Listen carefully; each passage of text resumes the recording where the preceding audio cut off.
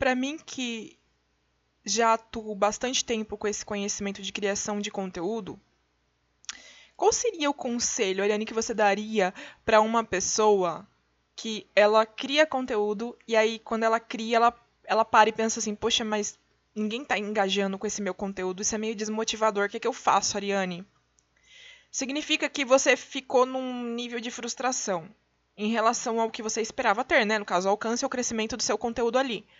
Só que a gente tem que entender que, às vezes, fazer não quer dizer que é ruim, porque existe o nível de consciência do que o público tem quando ele vai consumir o seu conteúdo, só que representa muito mais o jogo da criação de conteúdo, até mesmo do sucesso e conversão em vendas futuras, quando a gente fala no meio do marketing digital e da rede social, tem o lance de constância e deixar nítido para o nosso possível cliente que falamos sobre aquilo.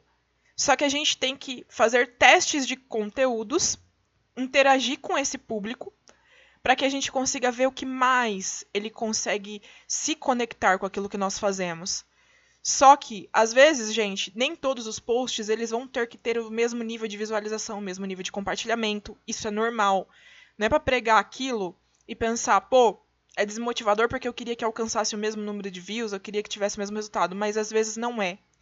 E se for, existe uma lógica muito por detrás disso, que está atrelado à programação de uma rede social. O que isso representa?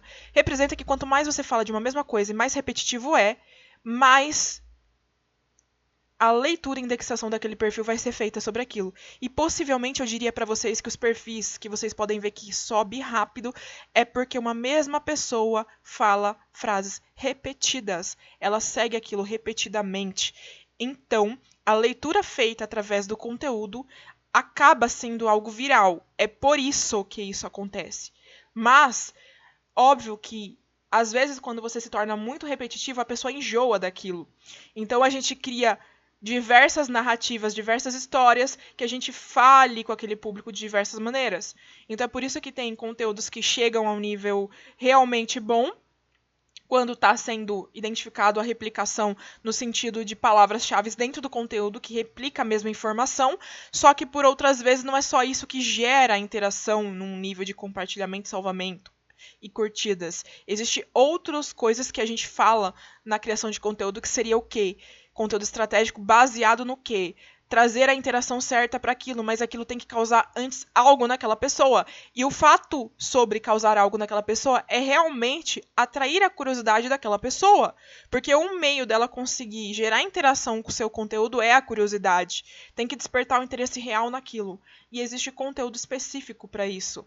Então, como isso é uma aula, nem todas as pessoas consomem uma aula. Porque às vezes elas não querem perder tempo, elas querem algo mais rápido, mas como o meu estilo de conteúdo é um conteúdo explicativo, então isso tem extremo valor. Por quê? Porque pode ser algo de médio a longo prazo, mas por quê? Porque é um ensinamento, mas por quê? Porque o ensinamento gera um nível de autoridade. E nível de autoridade está atrelado a tom de voz, a posicionamento e a ensinamento. Ou seja, pode observar, um mentor, ele só é mentor porque ele replicou aquela informação e porque ele tem uma boa didática na fala. O tom de voz dele já passa uma segurança. Então, esse tipo de conteúdo que eu estou trazendo é um conteúdo de autoridade. E é um conteúdo que ele não é tão rápido, mas ele é um conteúdo de autoridade. E existem formas e formatos de conteúdo da gente criar. Mas quando eu falo que uma pessoa pensa, pô, Ariane, eu não estou conseguindo engajar direito, estou me desmotivando, você tem que entender que tipo de conteúdo você está fazendo. Se esse conteúdo é formato de aula, é formato de podcast, é formato curto, se ele traz uma interação mais com a autoridade ou se ele traz uma interação maior com identificação, se ele traz uma interação maior com curiosidade sobre o que está sendo falado. Então existem muitos tipos e níveis de conteúdo e eu vou ensinar para vocês esses tipos e níveis de conteúdo e aí vocês vão aprender muito mais a praticar o conteúdo correto para aquilo que você quer alcançar. É claro que quando a gente fala sobre redes sociais, a gente entende que a gente pode aplicar todos os conteúdos. E aí a gente vai avaliar e analisar qual conteúdo condiz mais com o comportamento do público dentro daquela rede.